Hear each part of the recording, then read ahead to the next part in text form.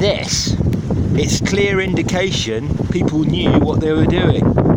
That is fluvial floodplain protection. At the moment we're just outside Leyton Orient football ground, you can see that. Under here, it's a lot of groundworks under here. You've got the Filly Brook, the Dagenham Brook, and indeed all of these buildings over there, including Leyton Orient Football Club, have got this fluvial floodplain protection, which is essentially drainage by putting ballast into cages.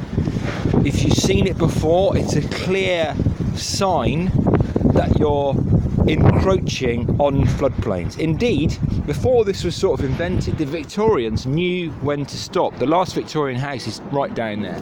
In the meantime, we got this one, right? Goodwood Tower, which is further down. Now, I've looked at the plans. It's supposed to be, the first level is supposed to be completely clear, or i.e. on stilts, because they know they are building in a floodplain. Despite the exception test, despite some of the planning things, even from the government saying that that is flood zone 1, which means no additional flood protection is necessary, the majority of it, or at least half of it, approximately half of it, is on flood zone Cat 3. Now, also, it's debatable whether some of it is actually on flood zone Cat 3A, which is the most extreme, i.e. caution should be applied. Now, you can see that in the past, you know, again, apolitical, agovernmental, all the buildings up to here have got that. So they knew from previous surveys, that's probably what, 20, 30 years old. Now, I'm standing about, well, we'll have a look in a minute. The ground dips there towards the Dagenham Brook, right?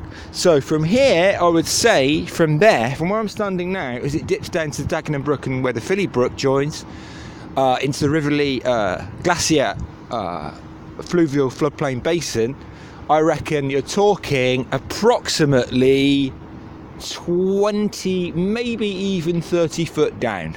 Right, now let's see whether they've even got one floor. I haven't looked. Let's see if they've got one floor. Technically, it should be 2 floors.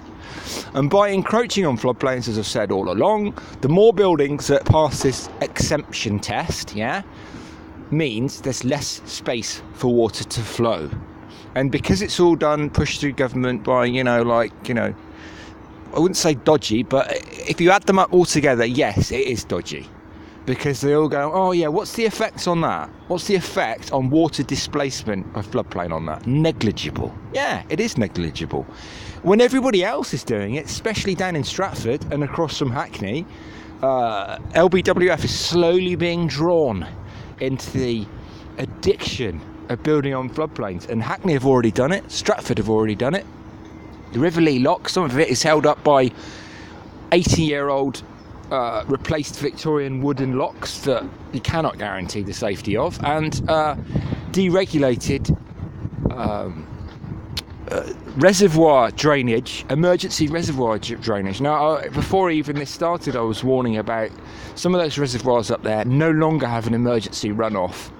You know, it's not doomsday, but when you add all that stuff together, you add all this exception tests, all this, you know, moderate or you know, minor displacement to floodplain, you are adding up to some colossal picture.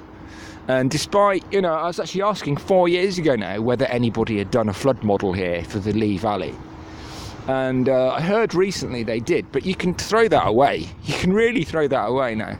The amount of bills just down there in Stratford, you can only see the amount of lights at night by the amount of towers that are going on in the floodplain. So we'll have to see what happens, you know.